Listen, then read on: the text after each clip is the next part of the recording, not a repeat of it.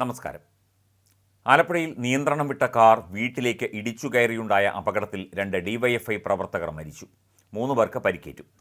Aryad block panchayat അംഗം മാരാരിക്കുളം തെക്ക് പഞ്ചായത്ത് 4-ാം വാർഡിൽ LG നിവാസിൽ M രജീഷ്, സുഹൃത്ത് കരോട്ടുവെളി പരേതനായ ഓമനക്കുട്ടൻ്റെ മകൻ അനന്തു എന്നിവരാണ് മരിച്ചത്. സുഹൃത്തുക്കളായ പീലിക്കകത്ത് വെളി അഖിൽ, കരോട്ടുവെളി സുജിത്ത്, സദാശിവം വീട്ടിൽ അശ്വിൻ എന്നിവർ ആലപ്പുഴ മെഡിക്കൽ കോളേജ് ആശുപത്രിയിൽ ചികിത്സയിലാണ്. ഇന്നലെ രാത്രിയാണ് സംഭവമുണ്ടായത്. പ്രീതികുളങ്ങര തെക്കായിരുന്നു അപകടം. ഡിവൈഎഫ്ഐ പ്രവർത്തകരായ രജീഷും സുഹൃത്തുക്കളും മാരംകുളങ്ങരയിൽ നിന്ന് കാറിൽ വീട്ടിലേക്ക് മടങ്ങുമ്പോഴായിരുന്നു അപകടം. നിയന്ത്രണം വിട്ട കാർ റോഡിലെ വളവിൽ കലുങ്കിൻ്റെ കൈവരിയില്ലാത്ത ഭാഗത്തുകൂടി കയറി സമീപത്തെ വീടിൻ്റെ ഭിത്തിയിലേക്ക് ഇടിച്ച് നിൽക്കുകയായിരുന്നു. മാരാരിക്കുളം തെക്ക് പഞ്ചായത്ത് 5-ാം വാർഡ് ദ്വാരക തൊട്ടുചിറ വിജയകുമാറിൻ്റെ വീട്ടിലേക്കാണ് കാർ ഇടിച്ചു കയറിയത്. ശബ്ദം കേട്ട് വീട്ടുകാരും നാട്ടുകാരും ഓടിയെത്തിയപ്പോൾ കാർ മറിഞ്ഞ നിലയിലായിരുന്നു. തുടർന്ന് മണ്ണഞ്ചേരി പോലീസും അഗ്നിശമന രക്ഷാസേനയും എത്തി കാർ നേരെയാക്കി യാത്രക്കാരെ പുറത്തെടുത്തു.